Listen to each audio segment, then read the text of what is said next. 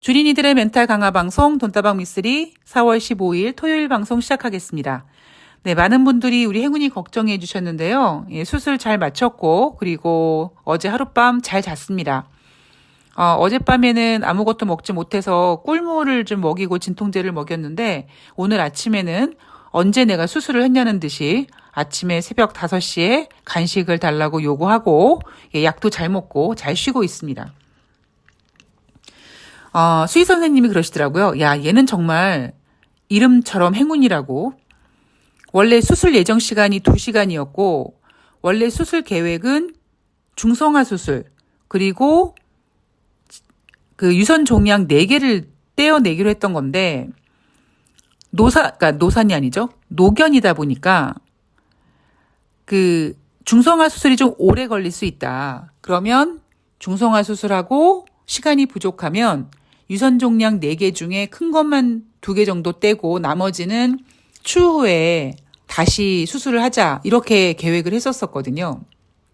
근데 수의 선생님이 개복을 했는데 행운이한테 자궁축농증까지 있었다라는 겁니다. 근데 너무나 감사한 건 그 자궁축농증이 내부로 생겨서 만약에 이번에 수술을 하지 못했다면 나중에 더 악화됐을 때 더 심각해졌을 가능성도 있고 이번에 개복했을 때 발견한 자궁축농증이 생긴 지 얼마 안 됐다라고 합니다. 그러니까 초기였다라는 거죠. 그래서 그 2시간 10분이라는 수술 시간에 중성화 수술하고 자궁축농증까지 제거하고 유선 종양도 4개 모두 제거하는 엄청난 실력을 수의 선생님이 보여주셨습니다. 그래서 야 진짜 이번에 몰랐으면 정말 나중에 더 크게 문제가 됐을 수 있을 텐데 원래 유선 종양 같은 경우에는 계속 생길 수 있으니까 조금 지켜보자 하다가 그 종양 중에 하나가 피부 조직을 이렇게 뚫고 나올 것처럼 뻘겋게 되는 바람에 그냥 수술하자. 그래서 결정 짓고 수술을 하게 됐는데 우연치 않게 자궁축농 초기까지 발견해서 모든 걸 다 한 번에 깔끔하게 정리했고요. 무엇보다 수술은 마취가 굉장히 걱정이잖아요. 마취도 잘 깨고. 야, 정말 행운이가 이름 따라 가는구나 라는 생각을 했습니다. 저는 제 것을 뭘 하나 사고 싶은 게 있어도 장바구니에다 넣었다 뺐다 다음에 사야지. 아니면 올 1월 달인가요? 설날에 제가 행운이 산책하다가 자빠지는 바람에 이 무릎이랑 정강이가 좀 심하게 다쳤습니다. 근데 병원에를 안 갔어요. 왠지 병원에 가면 깁스하자고 할 것 같고 다리에 깁스하게 되면 이거 생활하거나 이것저것 뭐 행운이 케어하고 너무 일이 커져서 그냥 괜찮겠지. 그러고 약국 가서 약 바르고 그렇게 이제 버텼습니다. 정강이에 어떻게 뼈가 조금 튀어나온 것처럼 좀 모양이 이상했었는데 계속 걱정을 했는데 그것도 한 3개월 정도 넘어가니까 없어지더라고요. 여하튼 저도 맘먹고 병원에 가고 싶으면은 가야 될 일이 많은데 그럼에도 불구하고 참 저를 위해서는 지갑을 안 여는데 내 새끼 행운이 수술을 하는데 원래 예정되어 있던 비용보다 갑자기 이제 그 자궁축농증이 발견되는 바람에 무조건 수술비가 100만 원이 더 추가로 들어간다고 하더라고요. 그러니까 수의 선생님도 전혀 예상하지 못했으니까 갑자기 수술 비용이 뭐 2배 이상 늘어나니까 굉장히 저한테 조심스럽게 말씀을 하시더라고요. 근데 뭐 저는 돈이 문제가 아니야. 너무 감사하다. 너무 다행이다. 그래서 그냥 거금을 진짜 큰 거금을 투척하고 행운이를 데리고 왔습니다. 아마 이게 엄마 마음이 아닐까 싶네요. 정말 어떤 분께서 댓글을 달아주신 것처럼 뭐 돈이야 뭐 또 벌면 되는 거고 너무나 다행인 게 우리 12살 행운이가 정말 젊은 나이가 아닌데도 불구하고 개복 수술 잘했고 그 한 번의 개복 수술로 모든 문제를 다 해결하는 그리고 수술 징후도 지금 굉장히 좋습니다. 체력도 좋고, 예. 행운이 수술 전에, 그러니까 저는 진짜 행운이 좋은 것만 먹이거든요. 집에서 직접 수제로 만들어주고 먹이는데, 수술 전에 제가 양고기를 좀 집중적으로 먹였거든요. 체력 좀 올라오라고. 그래서, 역시 사람이나 개나 좋은 거 먹어야 되는구나, 라는 생각했고, 좋은 거 먹기 위해서, 그리고 본인을 비롯해서 소중한 가족들, 뭐 반려동물까지 다 케어하기 위해서는 진짜 우리 모두 돈을 많이 벌어야겠구나. 미쓰리가 돈을 많이 벌어드리기 위해서 진짜 애써야겠구나라는 생각을 다시 한번 했습니다. 네, 걱정해 주셔서 다시 한번 감사 말씀드리고요. 행운이는 뭐 이제 금요일 날 수술했으니까 오늘 토요일, 내일 일요일까지 푹 쉬고 그리고 새날까지 같이 갈 수 있는 그 정도의 지금 컨디션이어서 네, 굉장히 아주 안심입니다. 편안하게 저는 다시 돈 버는 머신 주식 소녀로 돌아가겠습니다. 자, 오늘 돈다방 미쓰리 4월 14일 금요일 뉴욕 증시 마감 현황을 전해드릴 텐데요. 자, 이날 뉴욕 증시는 소폭 하락했습니다. 다우지수가 0.42, S&P 500이 0.21, 그리고 나스닥이 0.35% 하락했습니다. 자, 이날 하락한 이유는 전문가들이 이렇게 얘기합니다. 은행 실적이 좋았다. 그리고 경제지표 일부가 잘 나왔다. 은행 실적도 좋고 경제지표도 일부 잘 나왔기 때문에 연준이 추가 금리를 인상하지 않겠느냐라는 우려감에 증시가 하락했다라고 합니다. 자, 이것도 역시 미쓰리는 개풀 뜯어먹는 소리라고 얘기를 하고 싶고요. 자, 그렇다면 경제지표가 어떤 녀석이 어떻게 나왔는지를 좀 본다면요. 우선 소매 판매, 3월 소매 판매는요. 전월 대비 1% 감소했습니다. 자, 여러분, 소매 판매란 지표는 인플레이션 지표에 포함은 되지 않습니다. 그런데 대한민국이 수출국이라면 미국은 소비국가 아닙니까? 그래서 소매 판매가 굉장히 중요한 인플레이션에 영향을 끼치는, 그러니까 인플레이션 지표는 아닌데 인플레이션을 뭔가 가늠할 수 있는 중요한 지표 중에 하나입니다. 근데 이 3월 소매 판매가 전월 대비 1% 감소했다. 자, 시장 예상은 0.5% 감소를 예상했는데 시장 예상보다 더 많이 감소했죠. 자, 이제 여러분들은요, 한번 머릿속에 모는 종이를 한번 딱 한 장 펼쳐놓고 경제지표에 점을 한번 찍어 보시기 바랍니다. 굳이 정확한 수치는 외우지 못하셔도 돼요. 여러분들이 저처럼 뉴욕 증시 마감 현황을 다시 A4 용지에 손으로 써가지고 정리하고 그런 작업을 하시지는 않으니까 굳이 정확한 수치는 외우지 않으셔도 됩니다만, 예를 들면 소매 판매 지표는 지금 그동안 쭉 그려왔던 점들을 모아봤더니 우하향이더라, 우상향이더라, 우하향이었다가 잠깐 반등했더라, 이런 정도의 흐름만 알고 계시면 그게 바로 경제의 흐름을 정확히 알고 계시는 겁니다. 2월 달에 소매 판매는 0.2% 감소였습니다. 그런데 3월 달 소매 판매는 1% 감소입니다. 그러니까 감소폭이 조금 더 세졌죠. 시장 예상보다도 더 많이 감소됐습니다. 이유는 뭡니까, 여러분? 3월 달에 어떤 일이 있었어요? 실리콘밸리 뱅크 사태로 시작된 중소형 은행들의 유동성 위기가 있었습니다. 단순히 경제지표의 흐름을 볼 때 그냥 흐름을 보기보다 그달 어떤 특별한 이슈가 뭐였는지까지 기억해 주시면 그때 발표됐던 경제지표가 갑작스럽게 이상한 모습을 보이거나 좀 돌발되는 상황이 벌어지면 그때 이런 일이 있었기 때문에 그런 거야 라고 생각하시면 되겠죠. 3월달 소매 판매가 예상보다 줄어든 이유는 물론 소매 판매는 그동안 계속 감소했습니다. 그런데 특히 3월달은 실리콘밸리 뱅크 사태로 인해서 불안감이 형성되다 보니까 예상치보다 더 많이 감소됐습니다. 자, 반면에 3월달 산업 생산은 전월 대비 0.4% 증가했습니다. 시장 예상은 0.2% 증가를 예상했는데 시장 예상보다 더 증가했죠. 자, 2월 달에는 0.2% 증가했습니다. 3월 달에는 0.4% 증가했습니다. 그러면 2월 달, 3월 달 모는 종이가 이렇게 우회항으로 살짝 그림이 그려가는 거죠.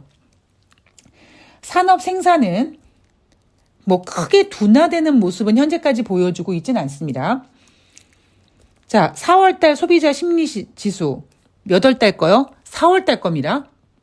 우리가 잠시 전에 소매 판매 그리고 산업 생산 이 지표는 3월 달 거였고요.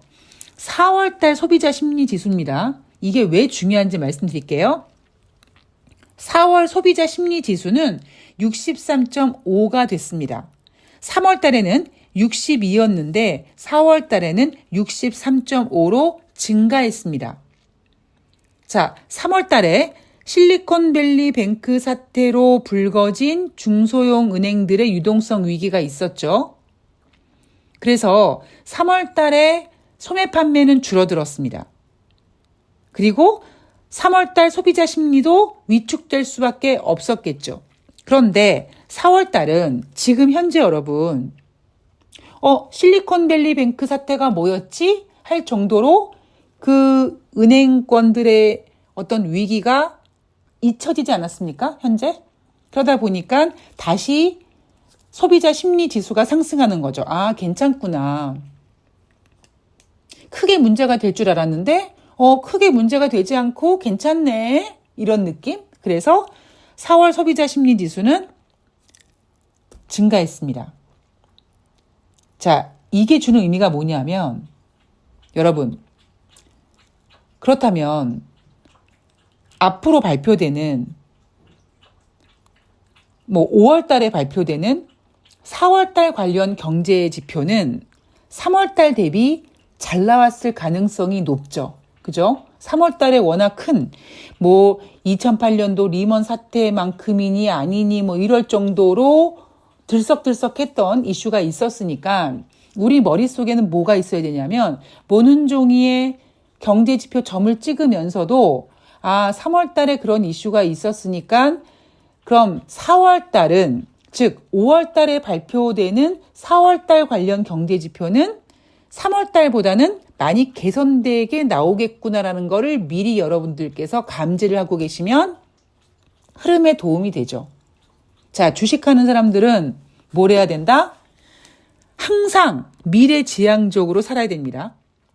단순히 희망적인 그냥 장밋빛 정만만 미래를 보는 게 아니라 객관적이고 이성적으로 목계의 마음으로 항상 미래를 보셔야 됩니다. 자, 그리고 이날 미시간대 단기 기대 인플레이션 3월 달에 3.6이었는데 4월 달에 4.6으로 1% 상승했습니다. 이것도 마찬가지예요. 4월 달 분위기 나쁘지 않잖아요. 3월 달에 그렇게 걱정했었던 분위기와는 달리 4월 달 주식시장 좋습니다. 그죠? 지금 미국 증시는 크게 뺄 생각이 없어요. 경기 둔화에서 경기 침체로 넘어가고 있음에도 불구하고 지금 미국 증시는 아직까지 크게 뺄 생각을 하고 있지 않습니다. 자, 그리고 제가 여러분들한테 가스라이팅 하고 있는 부분. 5월달 FOMC 회의가 열리기 한 10일 전에 연준 위원들은 어떠한 발언도 공개적으로 할 수가 없다. 즉 블랙아웃 기간으로 들어가는데 그 전까지 연준 위원들의 발언들은 무조건 추가적인 금리 인상을 해야 된다고 말할 것이다. 그러나 그들의 의견에 그렇게 크게 의미 두지 마라. 왜냐하면 그들은 그렇게밖에 얘기할 수가 없기 때문이다. 자, 거기에 대한 추가적인 설명을 좀 해드리자면 연준 위원이 갑자기 인플레이션 둔화된 것 같고요. 연준 더 이상 금리 인상할 필요가 없겠어요라고 단언해버리면 증시가 다시 술렁술렁 움직이겠죠. 증시가 상승할 겁니다. 하다못해 지금 주식시장은 경기 침체라는 이슈에 집중하고 있습니다만 경기 침체라는 단어가 나오다 보니까 한편에서는 경기 침체 이야기 나왔으니까 금리 인하해야 되는 거 아니야? 금리 인하할 수도 있겠네. 이런 금리 인하 기대감까지 뉴욕 증시에 그냥 짬뽕처럼 경기 침체, 금리 인하, 인플레이션 잡아야 되고 인플레이션 잡기 위해서 금리 인상해야 되고 이 모든 이슈들을 지금 섞어치기처럼 막 뒤죽박죽 있는 겁니다.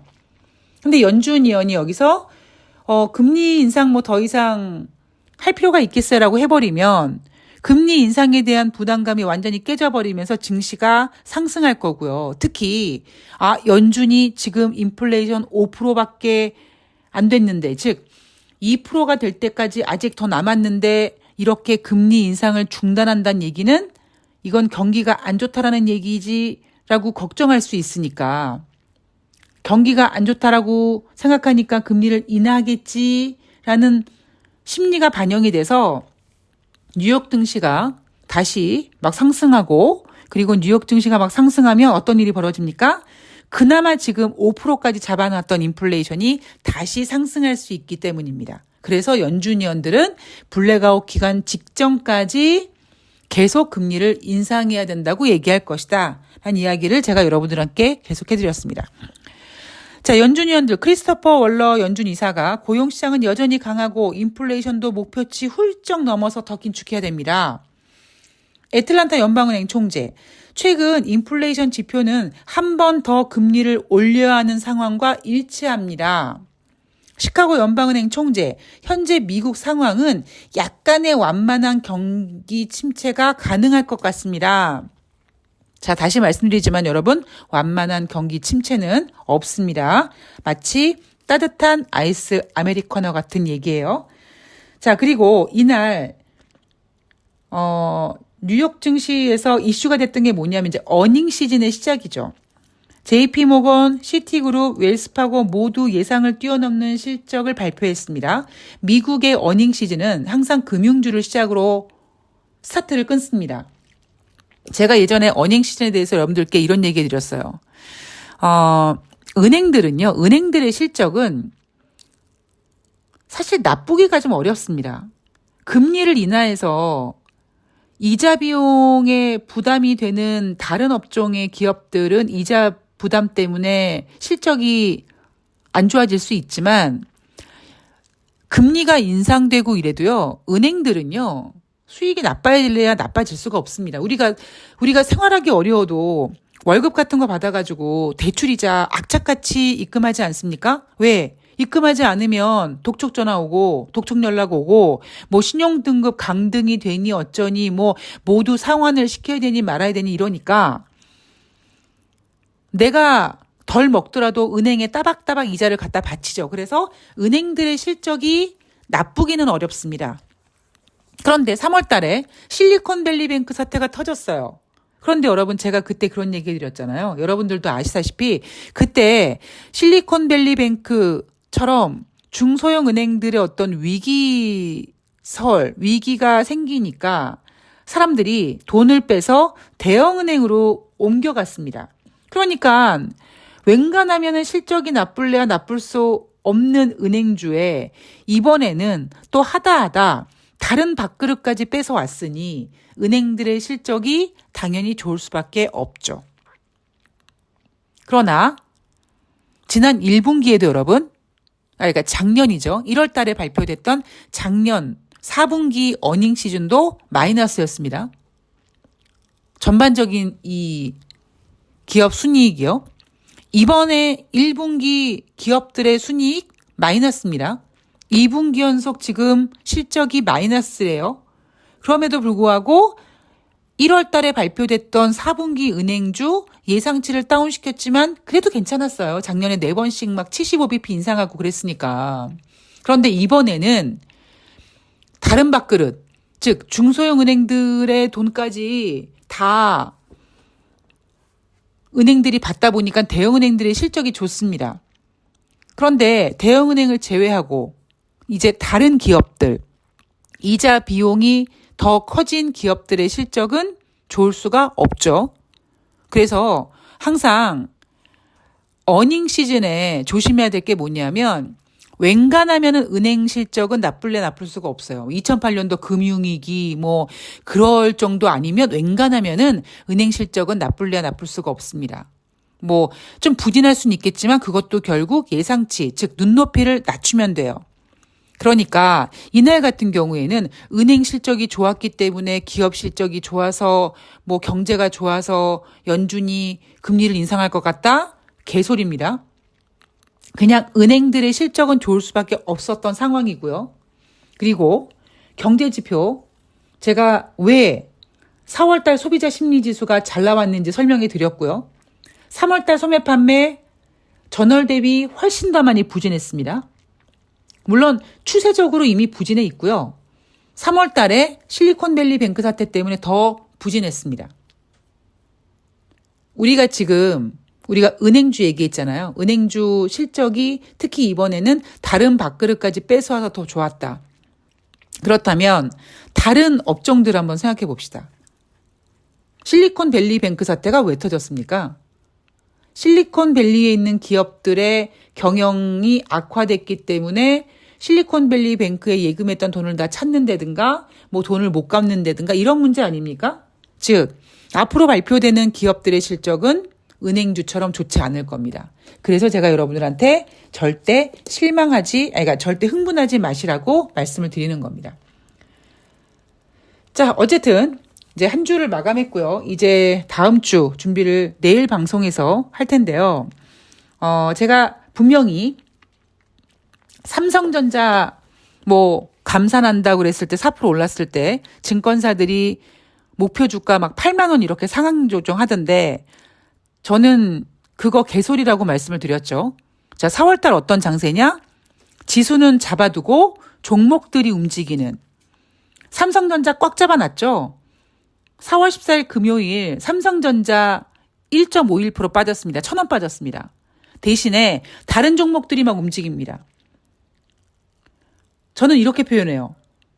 종목들이 스멀스멀 기어 올라온다 그래요. 저 밑바닥에서 이제 몸 좀 풀까 하고 이제 스멀스멀 올라옵니다. 물론 어느 정도 올라왔다가 이제 막 요즘에 움직임은 종목 장사라고 하는 거는요. 삼성전자 지난번에 막 4% 움직였다고 와 이랬잖아요. 개별 종목들은 마음만 먹으면 상한가 가는 거예요. 한 번에 그냥 30% 찍을 수 있습니다. 그러니까 지금 개별 종목들이 스멀스멀 기어 올라오면서 판을 읽죠. 물론 또 이러다가 갑자기 또 삼성전자 반등하고 이러면 또 개별 종목이 아름다운 조정 내지는 이렇게 쭈그러져 있다가 다시 좀 이렇게 자리 마련하고 또 다시 한번 스멀스멀 기어 올라오면서 한번 멋있게 한번 쭉 양봉 뽑을 날들을 기다리는 종목들이 지금 넘쳐나고 있습니다. 종목들이 스멀스멀 기어 올라오고 있어요. 그래서 제가 이벤트 하시는 분들한테 금요일 날 그 바쁜 와중에도 종목들이 스멀스멀 올려오고 있습니다라는 이야기를 보내드렸습니다. 아마 다음 주에도 이런 분위기는요 똑같을 거예요. 자, 4월 달은 어떤 증시냐? 마치 겨울 공기가 얼어있는 것 같은 겨울 냄새 같은 증시가 될 것이다. 삼성전자, 즉 지수를 꽉 잡아두고 종목 장세가 펼쳐질 것이다.